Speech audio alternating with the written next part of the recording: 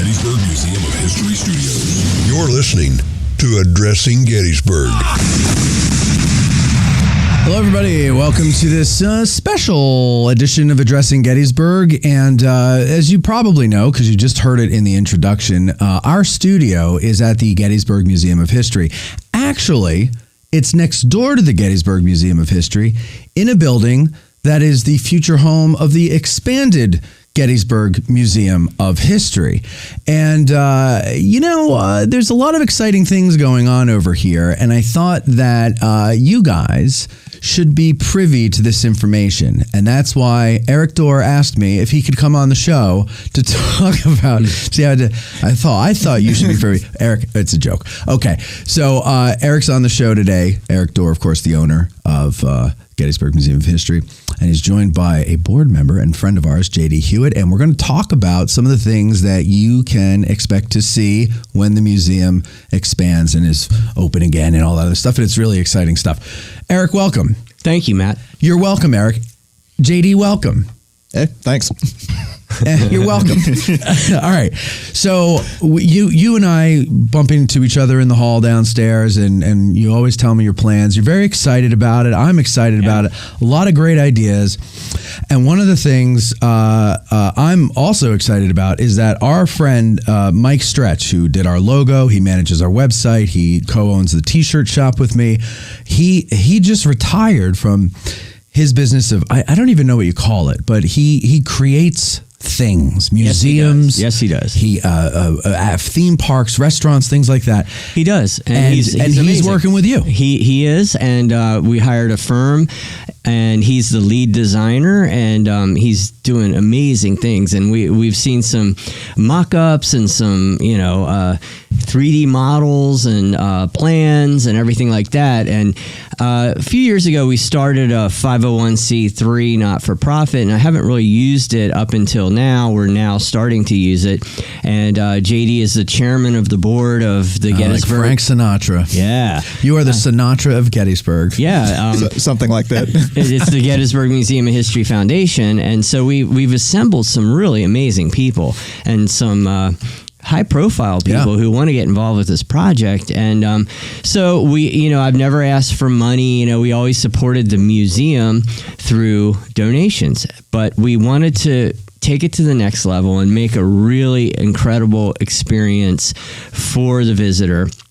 And not just have really cool historical items in a glass case. So we wanted to do theming, and we wanted to do more of a modern museum, but still with an old-fashioned flair.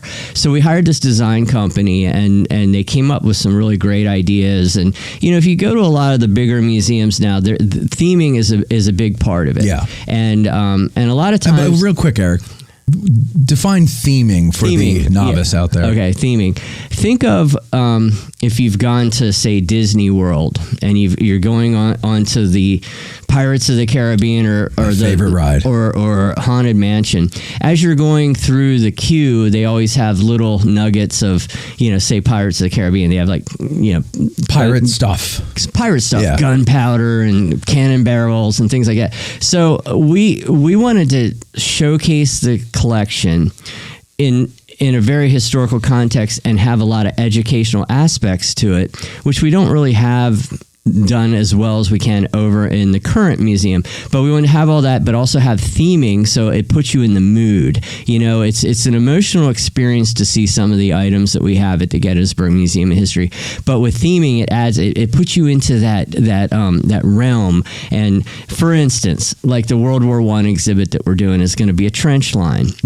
And so they can recreate around the glass cases, like the boards and sandbags and stuff that they would have in a trench line. So you're not only seeing historic artifacts and you're reading about it. There'll be QR codes to take you to the videos that will tell you more. So there's a lot of really cool educational stuff. But I always feel like, and this comes from me going to Europe a lot. A lot of the better museums in Europe have theming, and Yes. it puts you there, and it makes they might have some sound effects or something like that.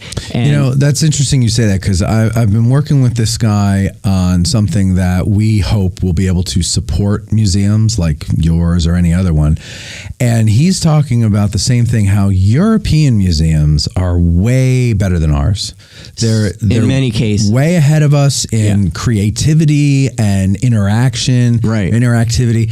And I've heard that a lot, and I haven't been there, but you have. So here's what I've seen. I've seen a lot of modern museums starting to do this, and sometimes it'll be a museum that may have maybe not as good of a collection. They may have some few cool items, and they put this amazing theming around it, and it just makes it next level.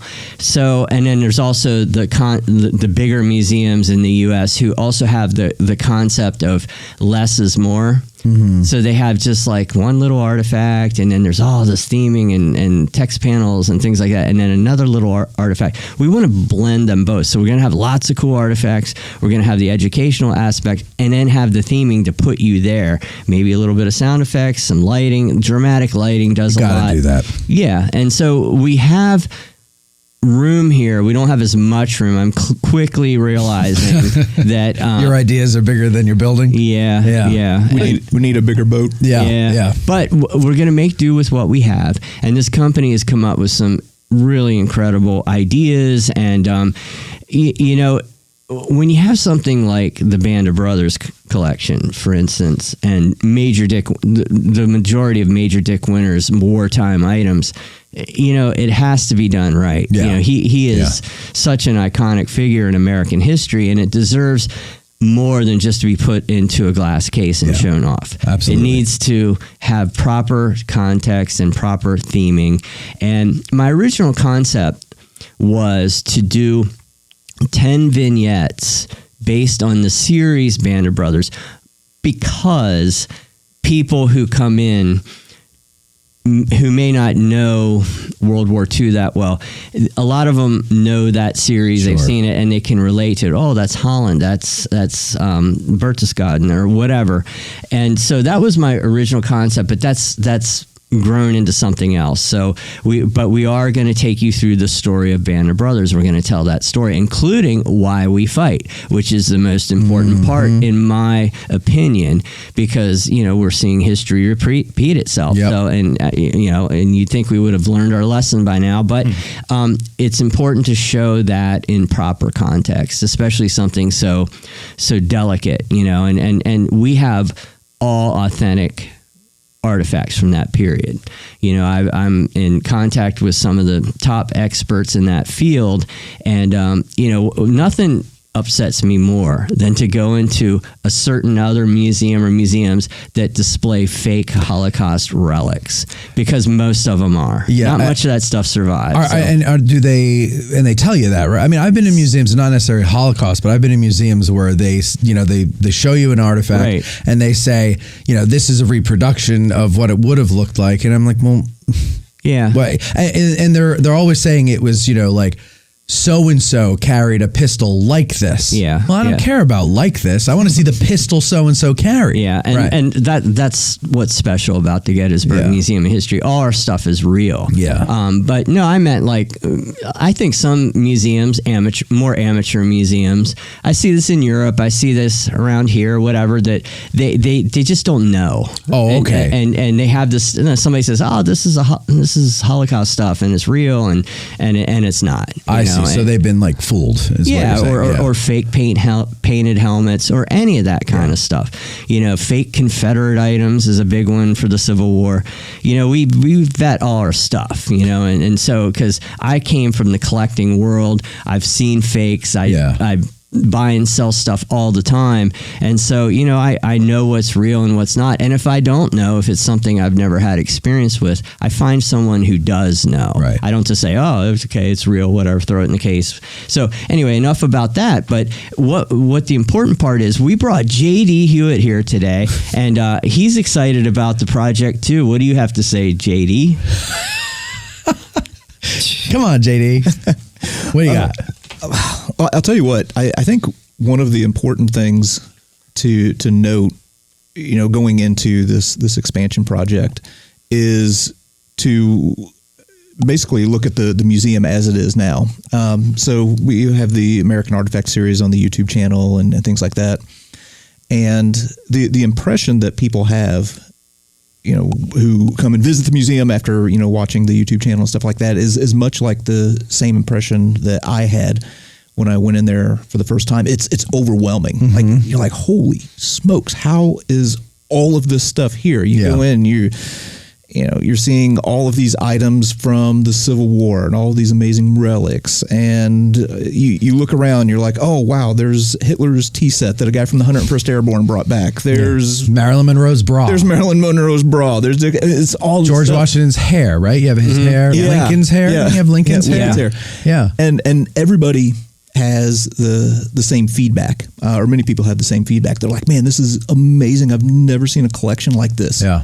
You all need a bigger space. Yeah, And yeah. so that's kind of the driving force behind what we have, because America's greatest artifacts need a great museum to. It's too bad you can't blast out the walls of both houses and build over the alleyway, because you need that space there, right? That would be- like, if you could connect that'd the be amazing. buildings that way, that would help be a lot. wild. Yeah. Yeah. Well, the plan is to use the existing museum to showcase the Civil War items and probably the presidential items. We're going to have them maybe in the back, because Lincoln kind of ties into that, and then we're going to have a special collections room that'll have some of the other items. But it's going to mostly be 19th century Civil War, and we're going to theme that as an old GAR hall. So when you go in there, nice. it's going to have that feeling. There's going to be relic boards and, the obelisks that we have in there for those who are familiar, and, items from the earlier museums, the Danner museums, the plates of relics. We're going to keep that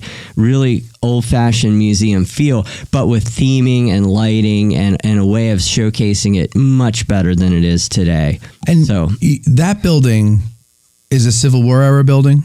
part of it is. It's been like all these buildings. It's been added on. How about the one that you're moving into? Is that post Civil War, or is that also a Civil War building? So the Addressing Gettysburg Museum of History studio is in a post Civil War building. The front part is 1874 or 5. Okay, but it's close, but not quite. What is it? there. The Elizabeth Keys building? I can't. Something like that. Yeah, it's on the registry, and she was just a citizen here. But the back part here, I believe, is a little bit later. The brick part that you're. Is that why there's a plaque on our building about it being on the historic registry? Is because of her?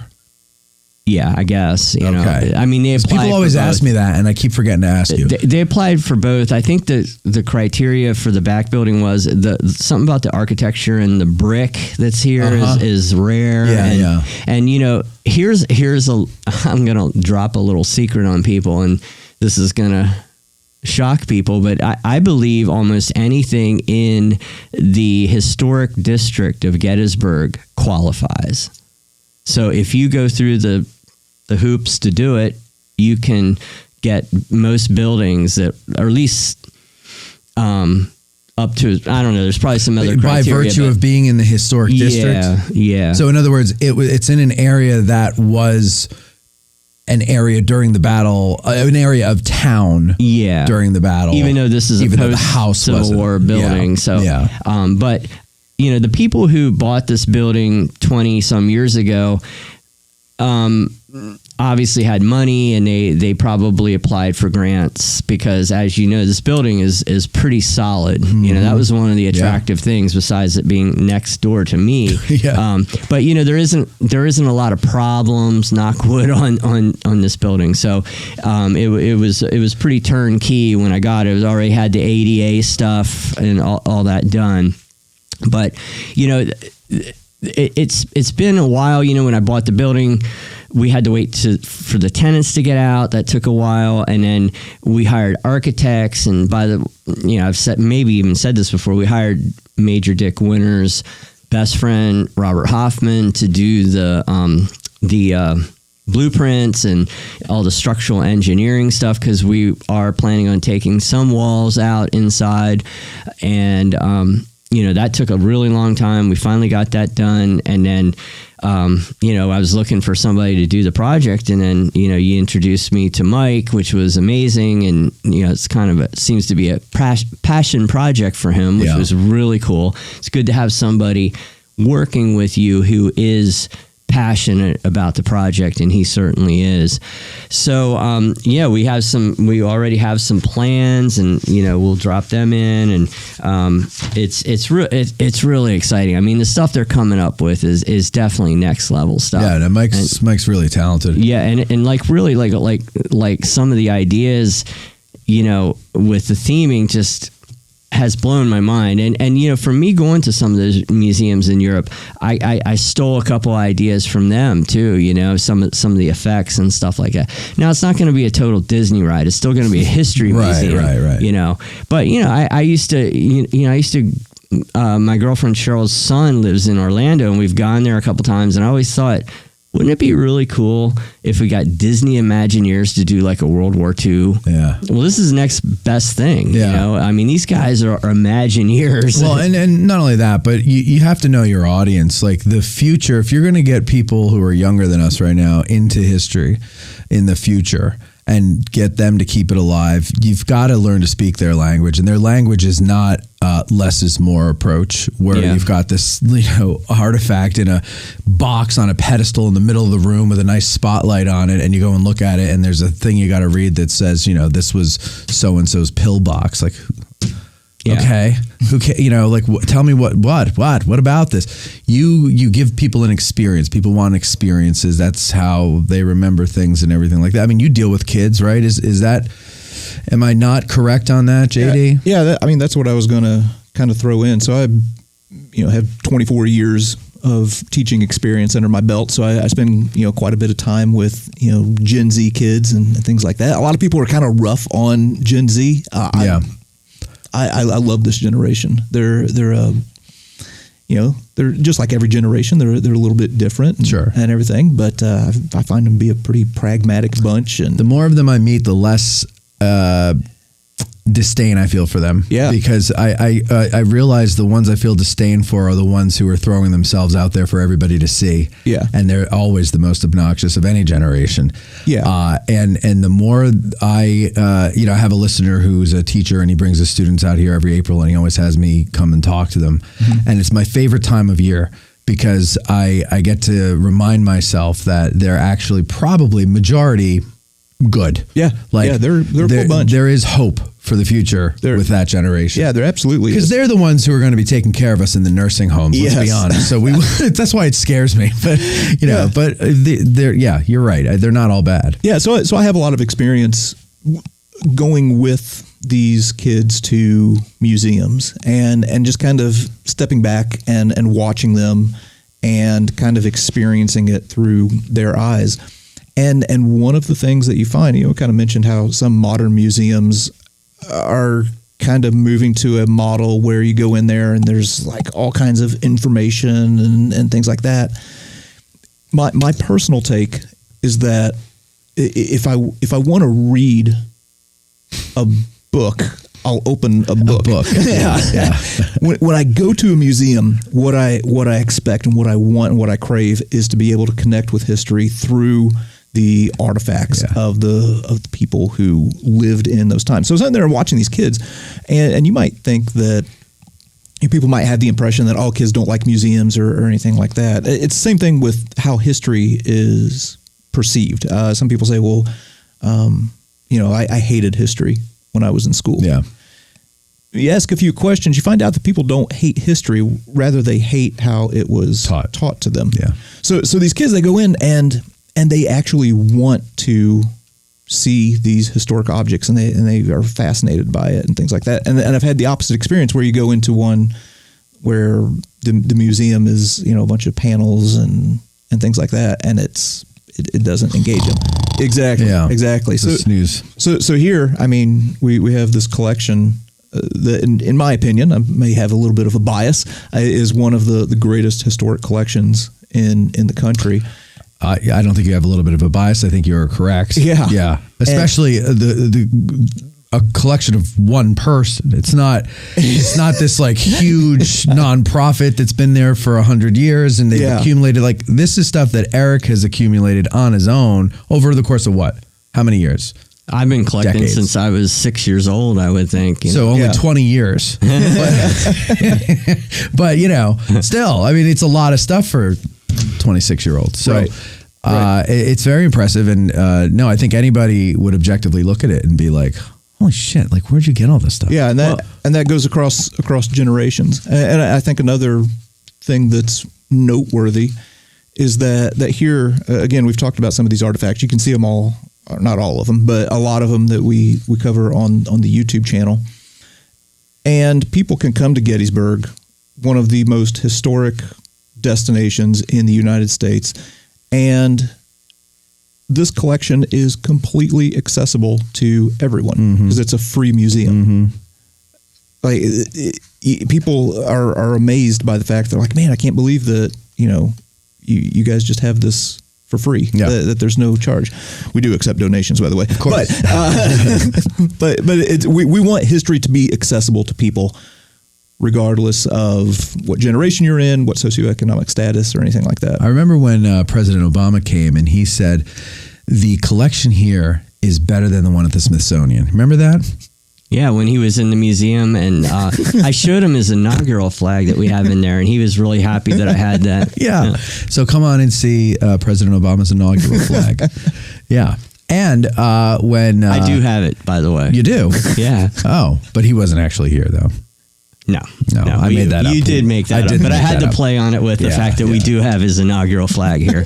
How'd you get that? Yes. So when a president is inaugurated and sworn in at the Capitol, I think there's 6 flagpoles. They run a bunch of them up and give them to dignitaries. So it went to one of the senators, and we were able to get it. Yeah. There's several of them. Yeah. It's not the one. Several, but not. But it fell that day, and it has a certificate from the Capitol Police, who is in charge of that. And I also have a piece of the carpet from the inaugural stand. Oh, that's cool. Yeah.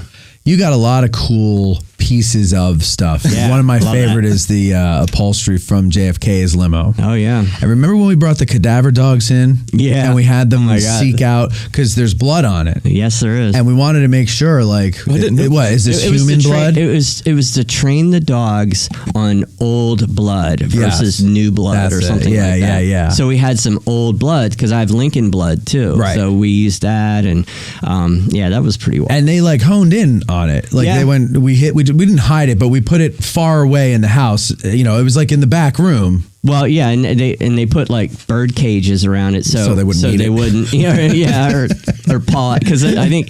Well, we got good news and bad news. The good news is it is human blood. The bad news is the dog ate it. Yeah, I think the way, if I remember correctly, they set it up was they had several of those cages, and only one of them had the real blood in, others had other things. Okay. So they would, and the way I guess their signal is they would pat it with their paw. Yeah. And so that's why it's in a cage, so they don't destroy the artifact. But yeah, that was an interesting experiment. It's too bad JD wasn't there. No, to film JD wasn't around yet. Yeah. I didn't. Yeah, that was 2011 we did that. That was a long time. Okay. Long time ago. And then did you go with us when the next day I took them out to, I won't say whose property, but it borders Culp's Hill, and we got permission to kind of go through there, because on the Elliott map there's a burial trench there. No, and but so we took them out there and they honed in on the. We went to Ziegler's Grove, though, where the 6 Confederates were, and we got kind of permission, like, just don't make a scene, and don't dig anything up. Just let them smell. Yeah, but they hit on the spot, they found the spot, because my grandpa used to tell me it was right over here, and I didn't know exactly where, but they hit on a spot. Like, your family used to own the Bryan farm, right? No, they own Ziegler's Grove. Ziegler's Grove. And there's a fence right before the Bryan farm, but they farmed the land that the Bryans had from time to time. They would lease that tract of land. Okay. They didn't own that there's a fence line between Ziegler's Grove and the Bryan farm. And your grandfather would tell you that there were Confederates buried there, and you just wanted to see if the dogs would react. Yeah, my great-great-grandfather accidentally plowed up those graves, and then he reburied them. But he reburied them in an area where that wouldn't happen where they again. wouldn't plow He 'em. thought, and he buried him along the fence line. Okay. So that's, not. And again, just to reiterate, your family owned the property at the time. It was not Park Service property. He wasn't farming the Park Service. No. This is way Digging before up the Park graves. Service. Yeah. Yeah. But I wanted to say, you made a point about, Eric's collection is so great. And I just want to tell people, and, that this foundation is set up because I want to make sure the collection stays together and will be around long after I am. And that's why we brought in people for the foundation. So, once we get it built really nicely, and I think we can continue this for generations. And that's why I'm bringing in people who have that same mindset. Like a lot of big, good collections around here, when the owner of it dies, it ends up at all different places. And so we want to make sure this keeps going. So maybe, hopefully, someday I can retire or something like that. Or I like if that. I croak too, because people die. People die, and collections get broken up, and that's why I say the foundation is to keep it going. It's I am going to loan the collection to the foundation, and I already own the buildings, and probably what'll happen is it'll end up, everything will go to the foundation, so it doesn't go to the state because I don't have children. Yeah. So yeah. I think that's a great idea because, a lot of these bigger collections that have been around here that I'm aware of were primarily, if not entirely, Gettysburg/Civil War. Yours is huge, and it's almost everything. I mean, don't you have some like ancient stuff too? Like Egyptian or something like that, right? Yeah. And these shrunken heads and all these really cool things from other cultures, other eras of history, not modern eras, old, ancient. Like that's, to me, I don't know of anything like that in any place I've ever been where it's got, everything. Well, that's really museum should have a mummy, I say, but and a dinosaur, but we don't have enough room. So. but you put it on the roof. But I want people to get involved. We're setting up ways you can donate. I've built this big collection. I've spent every cent I've ever made on this collection. I don't have offshore accounts or anything like that, or houses in Jamaica like David Bowie or anything like that. So it all went into this collection, and I've spent every bit of money on that. And I was able to get the buildings. So a museum of this magnitude does take money, and I've never asked anybody for money. I don't like the whole you donate money thing. Yeah. So we've hired people to do that, and we have a board of directors and a board of advisors. We have some really important people coming on this board of advisors. I had a phone call with one right before we were here, and I'm not going to name drop on this show, but once we get the website up, you'll be able to see there's some pretty heavy hitters on it, and I was really flattered by some of these people wanting to come aboard. I mean, I always thought, well, people who are of that magnitude, they don't have time for this, but this is something unique. This isn't run of the mill. And I've told you that since I met you. Like, it is not a run of the mill place. And and I know, everyone in this town has a not-for-profit. You have one. I have one. Everybody we know has one. Yeah. Every entity here, and there's just so much money here. So we're looking to go out of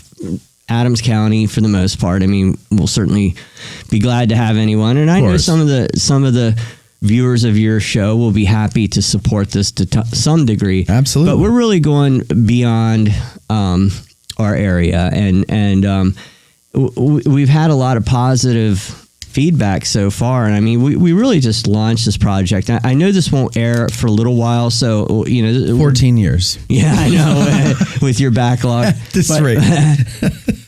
But we're just really still building the website and everything right now. So as we're taping this show, but yeah, I mean, JD and I've had this thought to do this for a long time. We've talked about it. We've had some people come on board, but as we're doing it for real, and we have stuff to show people, we have all these great plans and 3D models and concept drawings and computer generated stuff. I mean, it's just next level. And the cool thing is, a lot of museums that do that, I mean, it becomes these big, huge endeavors where it's millions and millions and millions of dollars. We already have the building, so we don't need that. Right. I bought like 35 or 31 or 32, I can't remember the number, but I bought all these glass cases, like big glass cases, really cheap. And we're working some of them into the theming. I mean, we can't, not all of them will work, but that's going to save us a lot of money. So we're able to do a lot more for a lot less. But we're still going to need money. We just don't need $120 million like they did when they built the barn out there. So it's $115 million. Is that what it was? I thought it was. No, I'm saying that's what you're going to need. Is $115. No, but anything will help. We're gonna have a Patreon. We're having what's the other one? GoFundMe. We're having. I would recommend not doing Patreon, only because the fees they take from you are ridiculous, and the more you make, the more the fees, the higher the fees are. Well, obviously, it's going to be like a subscriber thing. And you get to see the progress. Gotcha. Yeah, I mean, our main fundraising is, we'll have some events, and we'll have some of the celebrities involved, helping us and things like that. So that'll be great. Well, and let me just, because it is awkward to ask for money when you need money, but this is obviously going to be something that is going to be very much worth your while, if you, especially if you're one of those deep-pocketed people out there. This is something that you're going to be able to come and see. This is something that's going to outlast, hopefully, Eric and all of us in this room. And who would you get to take it over? I guess it would go to the foundation, like you said, and so then whoever the board is of that would have to decide that. I mean, you'll be gone, so you have no say in the matter at that point. But but anyway, it really is something that I think Gettysburg will benefit from, and again, we're talking about these future generations. This is something I think is going to speak to them, and having JD involved, he's not only a creative guy, but the guy's an educator, right, and so who better to help come up with something educational than an educator? Makes sense to me. Right. Or someone who has been miseducated but wants to learn, like myself. I can tell you what works, because what usually works, or what the system says works, never worked on me. Exactly. So, these things are, So it'll definitely be worth donating to. And what we'll do, when you have all that information available, I'll put that up on the screen. Great. And I'll make a different, put it in the show notes and all that other stuff, so people can just get me that information. And another thing is, it's totally separated. Like, the foundation is separate from the Gettysburg Museum of History's like antiques business and all that stuff. So it's totally separate. The books are clean. I'm not even on the board of directors. Right. Smart. You're not supposed to be on the board of directors. I'm not either on mine. Yeah. Right. So we're doing it all above board and everything. And so the books are clean. Everything's clean. And there's no backdoor stuff going on. It's really and it is true. I see, because my studio is here in this building, and Eric uses one of the rooms downstairs to get pictures of artifacts and stuff. So when he's down there, we'll bump into each other, or I'll go by to pee usually, and then we'll stop and have a little stop and chat, and we'll talk about things, and he lets me in on all the goings on and everything like that, and he really is serious when he says, like, the museum is free, it operates on donations, his artifact business is separate from all that stuff, and he's very, dare I say, anal about keeping everything proper. And I know this because I see it behind the scenes, and like, you can't even really make a joke with Eric about impropriety, because he'll be like, no, I want nothing to do with that. So, so this would be what he says it is. I believe that because I see it every day. Almost every day. Some of the top tier historians that have come on board, it's really cool. Like, when we start doing text panels and stuff like that, I mean, we got some heavy hitters that are going to be helping us with that, which is important. So we get the information right. And the other thing with the board of directors, we wanted to make sure we had like-minded people, because one of the other things that happens to a lot of museums is they start injecting a political motivation. Yeah. And we don't want to do this. This is all about education, period. You know, it's not about So the good, the bad, and the ugly, no Right. matter who it makes look good or who it makes look bad, right. it's all there. That's right. Yeah, that's good. I like that. Yep. Because that's the most neutral, fairest way you can be. Let the people decide for themselves. Absolutely. Yeah. I mean, show it in all its gore and blood, but you know, in a tasteful way. You know, war is ugly, and you know, history is ugly, but we don't want to have any kind of leaning political agendas going on, and far too many museums, especially American museums, do that. Yeah. You know, and it's just, I don't know. And you know what the sad thing is? You'll set it up that way, and people will still find something to say as propaganda of the people that they disagree with. Well, of course. Yeah, You know. and it's just the way it works here, I guess. Well, listen, good luck with that, Eric. JD, oh, you JD got any has more? some? No, that's I think you know, like we've already kind of emphasized. I got a This question is- for you. Sure. If you're searching for something to say, I got a question for you. What you got? All right. Of all the things that you know are coming, and if you're able to say, what is the one thing that has you the most excited? I saw the artist rendering for the Band of Brothers room, and it does two things simultaneously. One, it's just classy and cool and clean and neat, but at the same time, it still maintains some of that old gritty museum feel to it. To me. Okay, yeah. Like I'm trying to think of the right word for it. It was still earthy to me. Earthy. Yeah. I love looking earthy. Yeah. at the artist rendering. I haven't seen it, but that's the one thing I've been looking forward to the most that Eric's told me about. I'm like, that's going to be the coolest. That definitely will be my favorite, I'm sure. Yeah. But now I'll look at the rendering and see what you're all excited about. Yeah, it looks cool. I've been pumped. Good. Well, I think there also, since we said we were doing the theming of the 19th century in the existing building, I think it's important to say in the current building, it's going to be all 20th century basically. And, you know, so you walk in through a World War I trench line, and then you go into the World War II stuff and the Pacific and some of the American stuff. And then there'll be some of the Third Reich artifacts. And as you go down the hall, there's going to be some stuff outside, some static exhibits and C-47 plane that you walk through, and then it goes into the Dick Winters that's so thing. cool.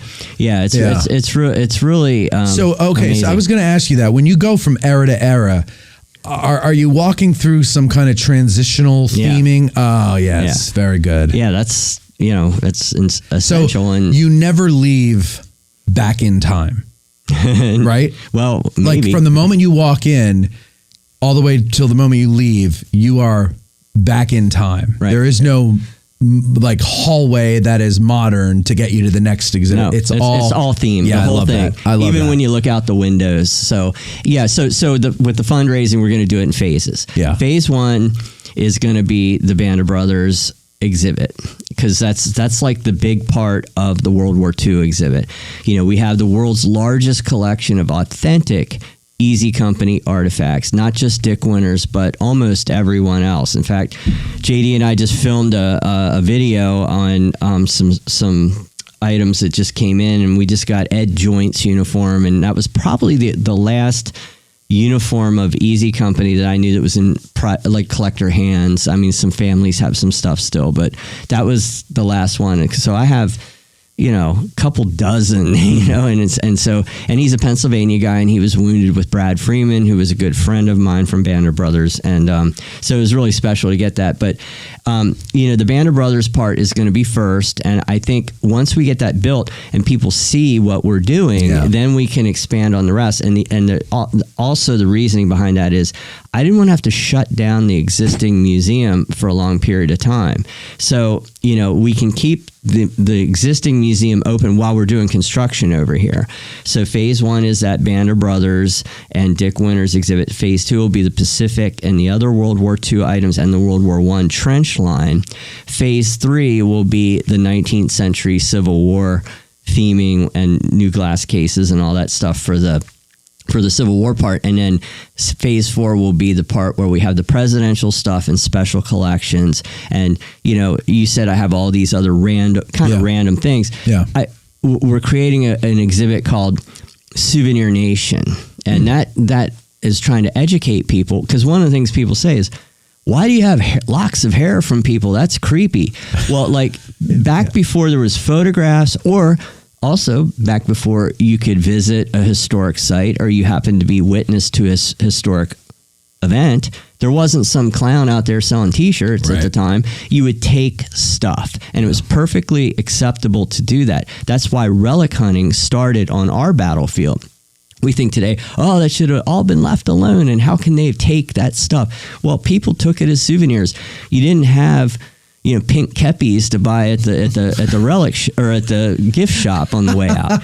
So people took things, and people don't understand. And the hair locks came from people didn't have photographs of their loved ones, so they wanted a piece of them. A lot of it was post-mortem, or sometimes it was someone going off to war. They wanted a piece of their wife's hair. And then when photography got bigger and bigger, the hair lock thing kind of went away. But and thank God, by the way, it was only the hair that they were snipping off. Yeah, so that we want to educate people and explain, why did people chip the edge of the steps off of the Peterson house where Lincoln died? You ever get down there? Each step is chipped off. Yeah. Someone took it home because they wanted to prove that they were there. It meant so much to them. Same with the war trophies. Why did people take bloody Japanese flags off of dead Japanese soldiers? They wanted a souvenir of that traumatic event that they just went through. So I think it's really important to show people those kind of random souvenir items, those relics from all those little historic items or events throughout the years. And we're going to do that in phase 4 with that exhibit. I think that's a good idea, because you get that Band of Brothers thing going first and you show people, then I think more people are going to want to say, let's finish this, here's some money. Right. And they'll donate to it. All right. Get those links and everything to us. I will. And we'll put that in here. JD, great to see you. Thank you very much for coming here and doing this. Eric, best of luck with this. And honestly, I don't know if there is, but anything that I can do to be of assistance, let me know.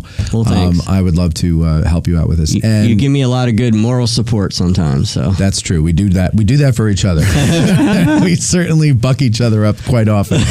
And that's it for us here, ladies and gentlemen. I hope you will help out with the Gettysburg Museum of History's new endeavor. And I know you'll certainly visit it when it's finally open, but we got to get it open first. So help them out. Click the link below in the comments, not in the comment section, in the description, and also just look at the QR code that I made on the screen and take a shot of that. Thanks for watching. We'll talk to you next time. All right. There we go. Awesome. Cool. That is that. All right, you can... Sorry, Tad, I muted your mic. I hope you weren't talking during that whole thing. That's fine. Okay.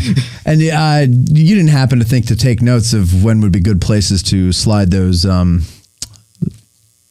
stills in that he's going to send me? No, you didn't do that. Of course you didn't do that. Well, how could I do that? No. It's just you're usually the smart one, not me. Okay, well. All right, you can stop recording.